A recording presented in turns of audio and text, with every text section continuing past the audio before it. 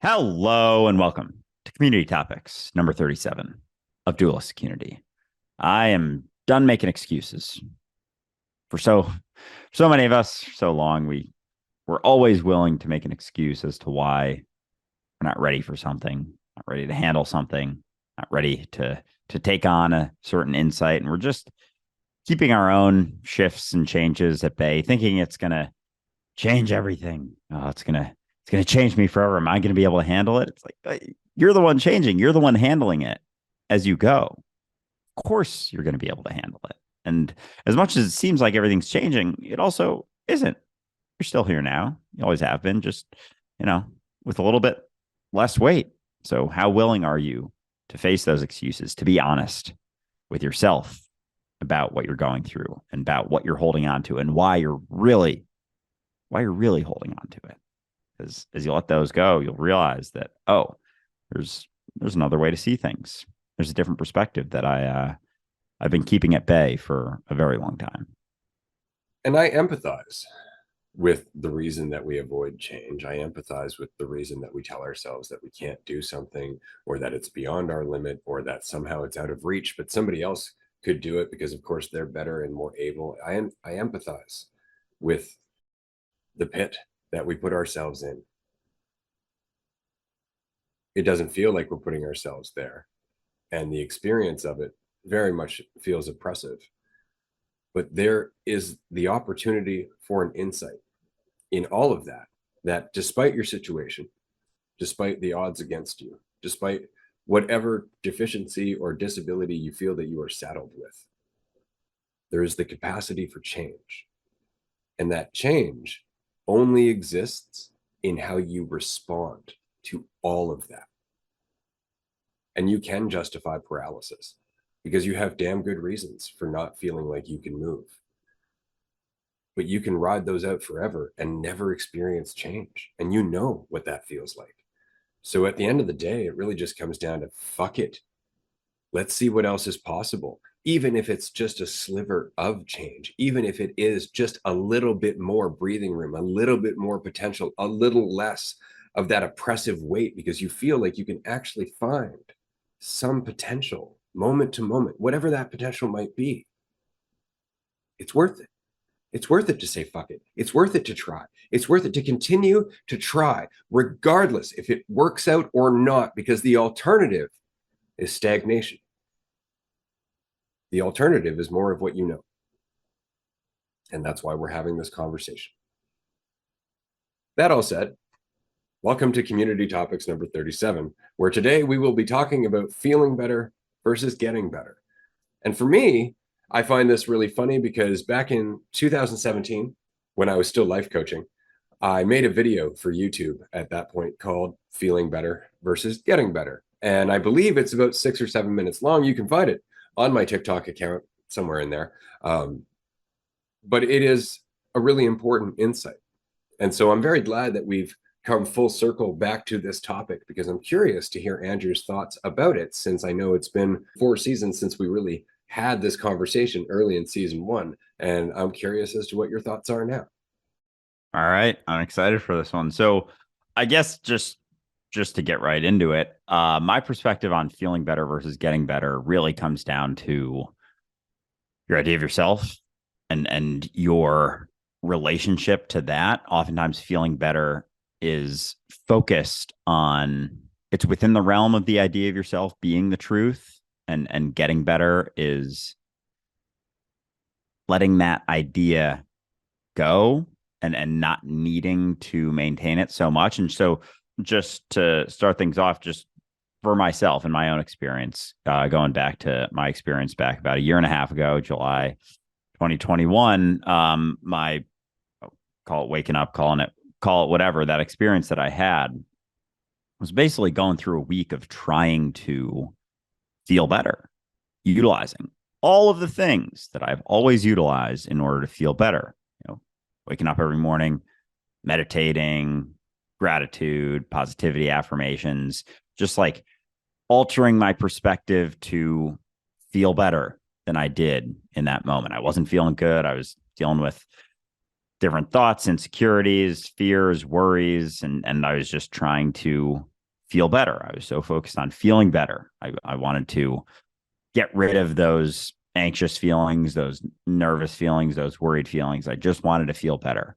And I was utilizing all of the tactics that always did. And for so long, I was able to keep those feelings sort of at bay. I was able to just feel better and sort of maintain that state. But what I was avoiding was facing what the root of those fluctuations was, which was me, my idea of myself. And that's what we always, because we have settled upon the assumption that our idea of ourselves is the truth, all we think we can ever do is feel better, temporarily feel better, but it's always temporary. It's always temporary. So as we focus on that, it almost takes us further each and every time we invest in that mentality, that perspective of division, that idea of ourselves. It's like we're investing in the side that's actually taking us further from getting better. And so as we focus on just feeling better, just avoiding those sorts of feelings, as opposed to looking at them, sitting in them, feeling them for what they are, not running away from them, not avoiding them, not shifting our perspective enough that we just don't really feel them so much anymore, but actually sit in them and shift our perspective of those things themselves, of the feelings themselves. That's the process of getting better. So through that week, I was trying everything, going through everything. And then, it hit me, as I've explained many times, what if I didn't have a past? What if I was just here now and seeing that the entire story of Andrew, everything that all of those feelings were based off of wasn't really me. It was, in the moment, the most freeing thing I'd ever experienced. It was like the whole crux, the whole root of everything that was stemming from was my idea of myself. It wasn't about telling myself a story anymore. It wasn't about telling myself a positive story or just trying to get rid of those feelings. It was about recognizing where it's coming from and understanding that anything that reinforces that in order to feel better is taking you further from getting better. So getting better, it's about letting go of that story, understanding that whether it's positive or negative, the story you tell yourself is reinforcing the fiction that takes you further from getting better. And so I think that experience for me that I had really spelled out the difference between feeling better and getting better, and how there's always going to be a point.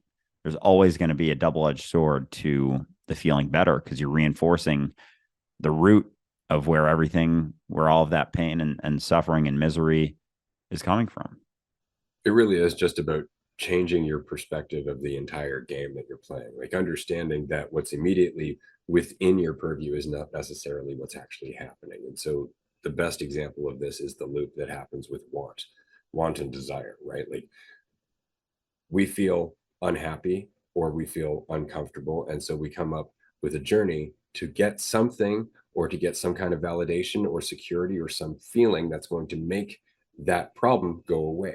And so it is a very simple, easy strategy to fall into: problem, solution. We don't recognize that that is a loop because we continue to live after that loop. And what I mean is that you get what you wanted now because you're not focused on the lack and you're not focused on the journey. You're actually focused on where you are with the thing that you wanted. And you feel better because you're paying attention to the present that you're in. That would be great if that was the entirety of the loop, but it's not, because now what you've reinforced is that getting what you want makes you happy, which means that every time there is a threat to getting what you want next, you're going to be increasingly unhappy. You're going to be increasingly afraid. And that's actually going to diminish everything that you experience in your life, making it that much more necessary now to get the next thing that you want. And it was never what you wanted that made you happy. It was the attention in the moment and the willingness to appreciate what you had at that moment before it became another want. And so there is a loop that is happening that, if we get caught in it, continues to diminish the experience of our life each and every time we try to get what we want. But we don't recognize that loop. We just see problem solution. We just see, I'm lacking. If I get that, then I'll have more. Then I will be more. I will have more value. I will have more security. I will have happiness, enlightenment, any of the things that you can imagine. It's going to make life so much easier for me. But life continues on. And so it's not about just getting to a point where everything's okay. It really is about being okay, just in what you are, which has nothing to do with satisfying your lack. It has nothing to do with satisfying your needs. It has nothing to do with getting anywhere. It has to do with being able to align with and be aware of the reality that you are experiencing right now. Yeah, and so with the vicious cycles of want and need and lack, we think we almost maintain the perspective that we're on, it's like a trajectory and there's an endpoint to that. You know, we want something, then we get that thing, and we think there's a spot in which we get enough things that we meet the end of the road. Like we get to the end, we're like, okay, that's it. Because we have this idea of finality existing, of this, there being endpoints, a bit about there being, you know, means to ends. But the only thing you ever are, the only thing you ever have is your experience here and now. And so if that experience here and now is being reinforced through this idea of lack, through getting more, and as soon as I get that thing, then I'll be enough, like that's just going to continue on in perpetuity.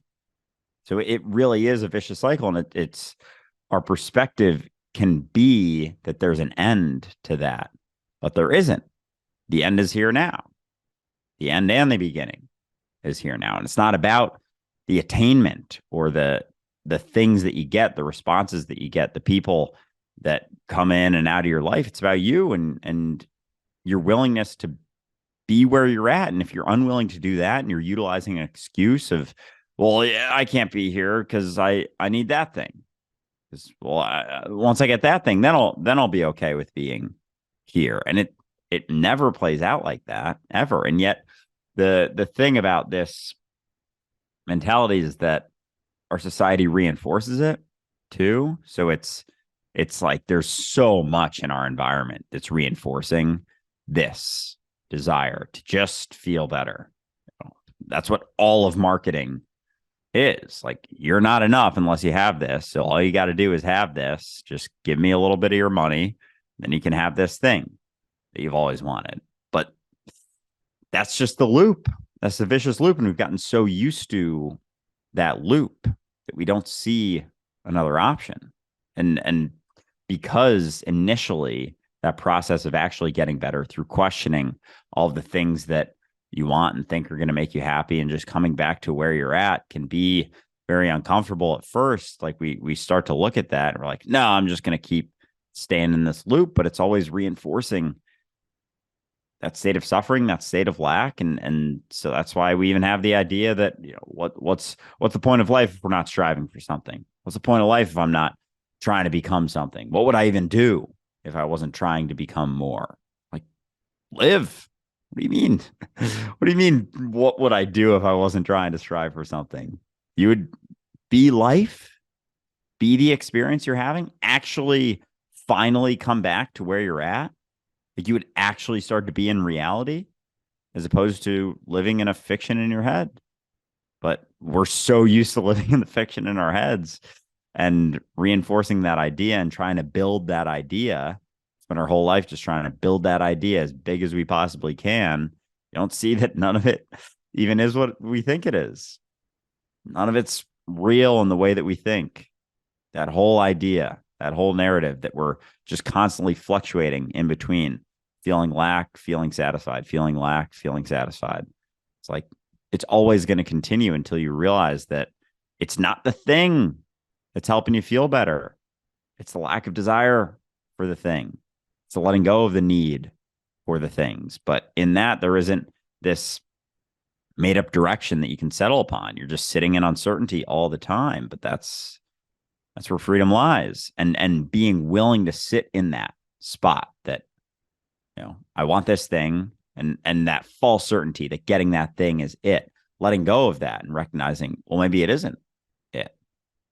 There's nothing certain about that anymore. And so that can be uncomfortable. So rather than facing that, rather than recognizing that, oh, maybe getting that brand new car isn't going to make me happy, like, but maybe it will. So I'm going to try, but it's not that. It's never about that. It's the letting go of the need for anything, but that can be very uncomfortable to face at first.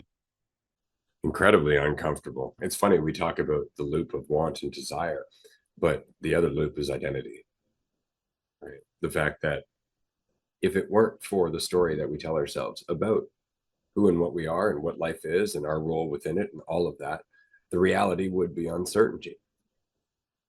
And in uncertainty, you would continue to take in more and more information without settling on something necessarily, unless you're afraid, because that's why we settle.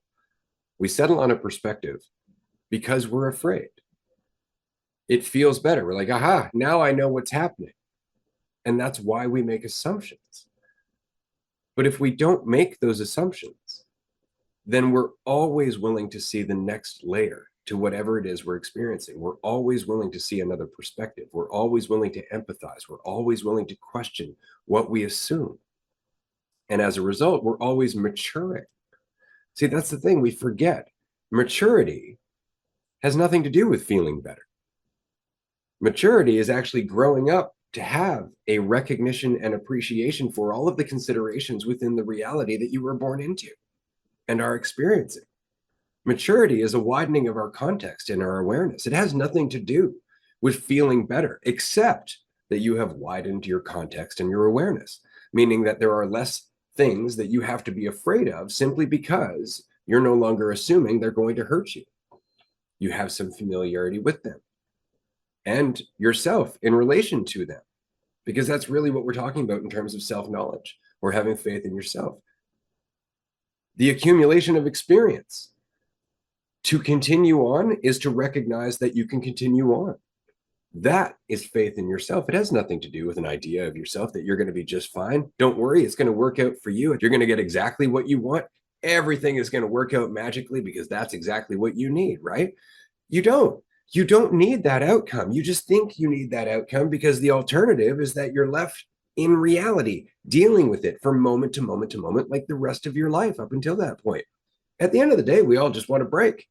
Like we all just want to be able to sit down and go, okay, I don't have to deal with anything anymore. That was childhood. You're not a child anymore. You're an active, mature part of the world. It is time to participate. And that's the funny part of this too, because as much as there is, we want that break, we want that cessation of the things, and you can kind of be in it and have the break. Like the break is really the break from ourselves that we want, the break from the need to be something. And you can have that and still do all the shit and still participate in society. That's a beautiful thing that people don't recognize about the whole feeling better versus getting better debate, is the getting better is actually the ability to be in society, face things without all of the weight. You can still have the break. Like, I feel like I get breaks like in conversations, when we have the groups 5 years ago, would have gotten fucking stressed as shit if I was getting on a group with 50 people and having to lead that call. I'd be fucking sweating my nuts off, like super stressed out, nervous for a week. And there's none of that anymore. That's the break. That's the reality of a break. It's not about not doing anything. It's about letting go of the concern, and that's getting better. That's the reality of what getting better is continuing on while having a break. And it's not to say that that's going to be maintained all the time. You're going to get caught in stuff. Absolutely. But that's it.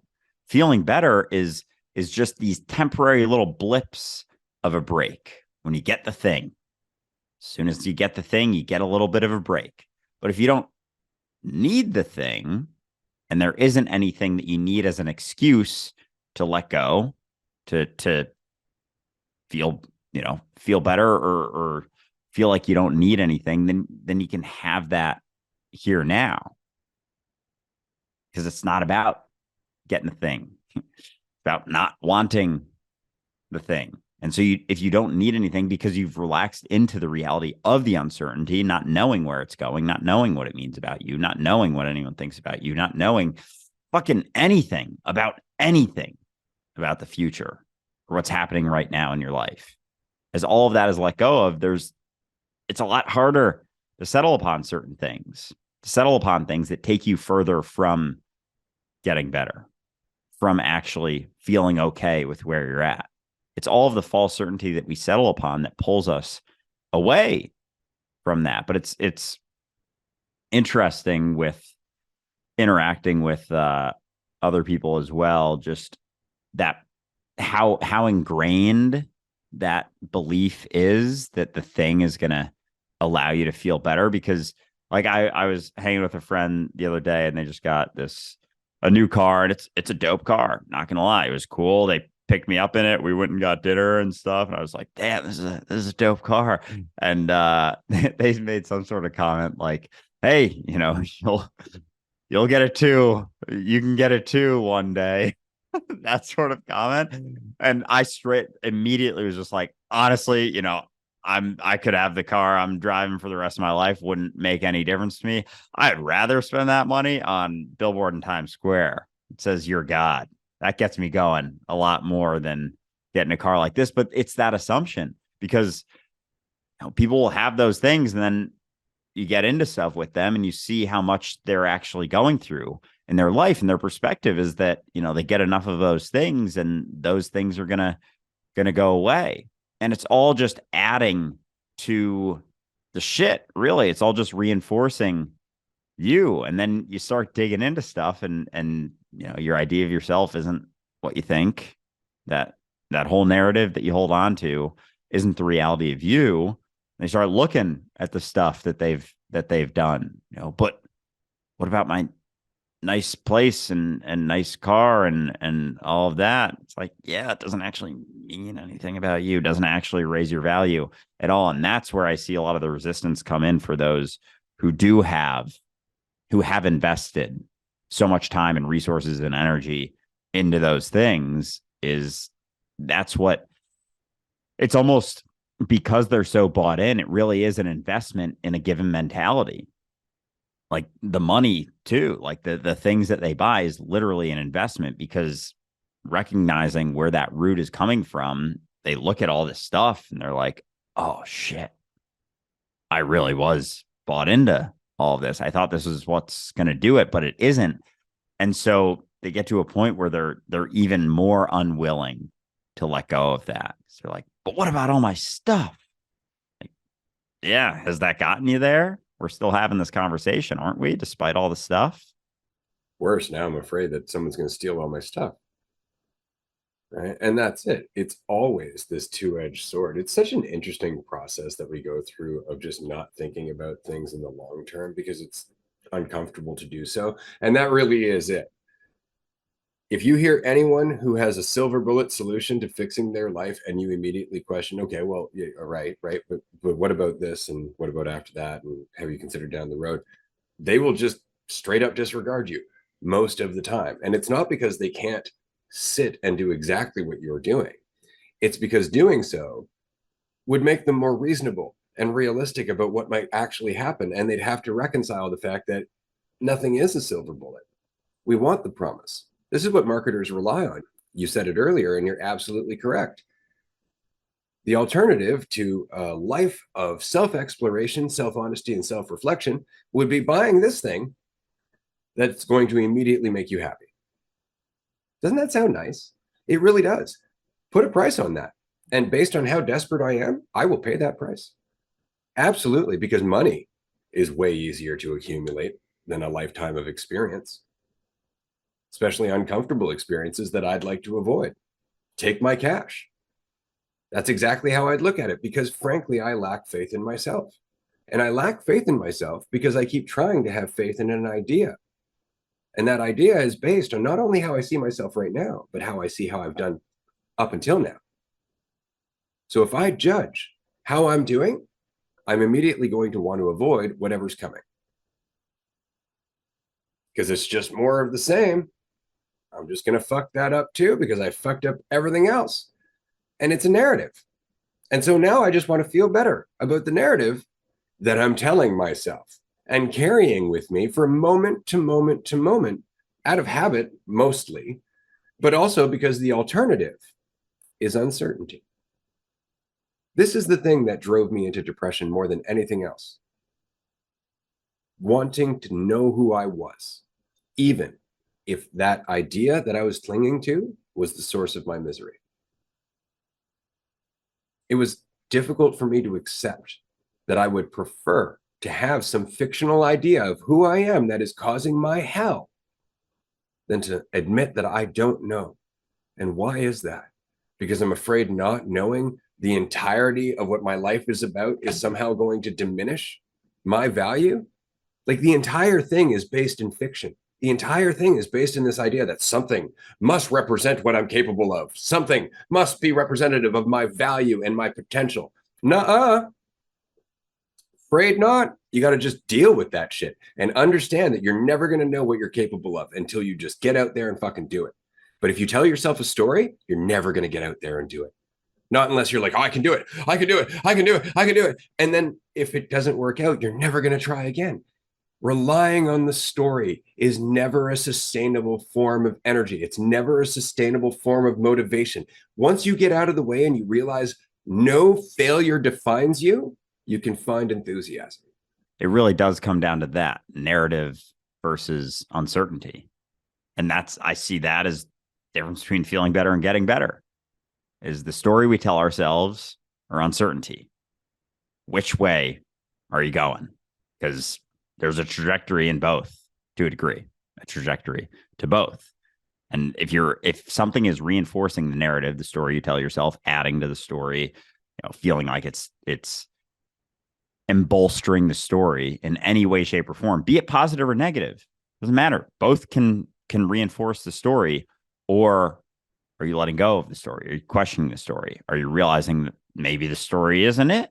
Maybe I'm not this story. Maybe I'm not this thing that I tell myself every single morning when I wake up. Maybe I'm not this entire narrative. Maybe this thing doesn't mean anything about me, the reality of what I am. That's the process of getting better. Is the story being built or is it being torn down? And the degree to which you're building it up, whether you think you're feeling better, even when you feel like you're feeling better, that's feeling better is just the other side of feeling worse. It's the other side of the coin of feeling worse. That's all that it is. And so you fluctuate just based on so many different factors. Or are you questioning that story? Are you letting go of the narrative? Are you wondering, maybe this story isn't the truth?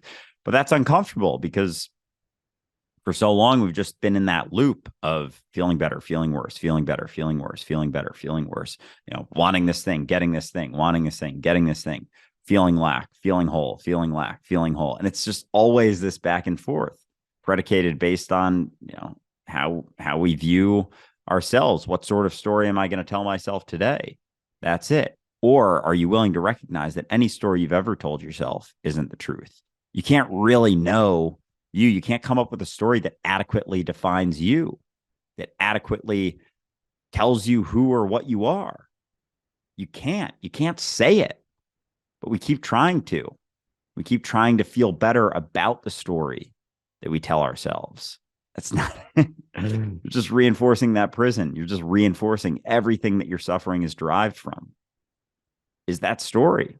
So I very much see that as the dichotomy, feeling better versus getting better. Is it reinforcing a narrative or is it questioning that narrative? Is it letting go of that narrative? Are you willing to step into that reality of not being able to define yourself and all of the uncertainty that comes with it? Are you running towards certainty or are you relaxing into uncertainty? Because either way, you're still here now.